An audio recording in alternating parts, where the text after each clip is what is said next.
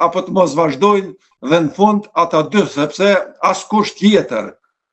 krejt tjerët janë vetëm vegla, janë vetëm pion. Në lëvizjen vetëvendosje pytet pak Glauku, edhe prapa skenave Donika, Elvis Hoxha, Arber Zojmi, Hysamettin Feraj, dhe është ai grupi i Tiranës, ai grupi dështak i komunistëve Tiranas. Ju po thoni që ideologët janë Tiranë? Po, ideologët për fat keq janë nga Tirana, ata sepse unë e din zoti Bolla kom qenë vetë në lëvizjen vetëvendosje, dhe unë e di faktori shqiptar nga Tirana çfarë ndikimet mëdha ka te zoti Kurti. Gjithçka, ata në fund vendosin grupi 5-6 individëve të cilët në krye me këtë zonjën Dejona Mihali i marrin vendimet. Dhe në fund këtu e ka marrë vendimin vetë Kurti përkundër që Elvis Hoxha, Bojken Abazi, Hysamettin Feraj, Dejona Mihali e kanë udhëzuar që të shkojë tutje edhe ta shkel kushtetutën, por në fund Kurti ka pas frikë sepse është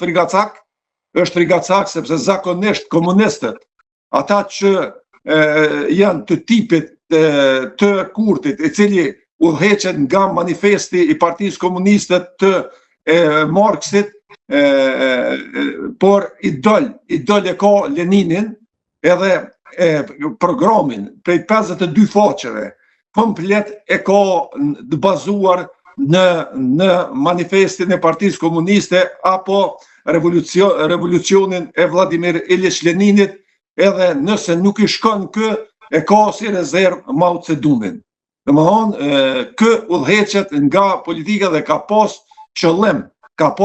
që Republikën Demokratike ta shndrojnë në Republikë Komuniste e udhëhequr nga një autoritar siç është zoti Kurti, por për fat nuk ja arriti, edhe unë shpresoj që mos bëhet sot një kërkesë, një ankesë në gjykatën kushtetuese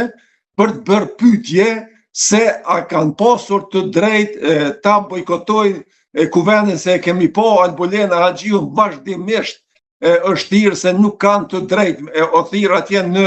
një vendim të mahershëm të gjykatës kushtetuese se gjëja deputetët kanë obligim të qëndrojnë në sallë, të votojnë për ose kundër, dhe këta ka shumë mundësi që brenda 48 orëve të bëjnë kërkesë në gjykatë kushtetuese, edhe pse gjykata kushtetuese ka me kthy apo nuk ka me pranu një kërkesë të tillë, sepse gjithçka ka qenë e sqaruar në vendimin e fundit që e ka dërgu për që t'i shtyj zgjedhjet me këtë kërkesë nëse bëhet. Po, qëllimi vetëm ajo që ka mbet për momentin dispozicion është si ta krijoj mundësinë që t'i shtyj zgjedhjet s'paku për një muaj, por mendoj që edhe kjo kartë, edhe kjo letër ju ka djegi.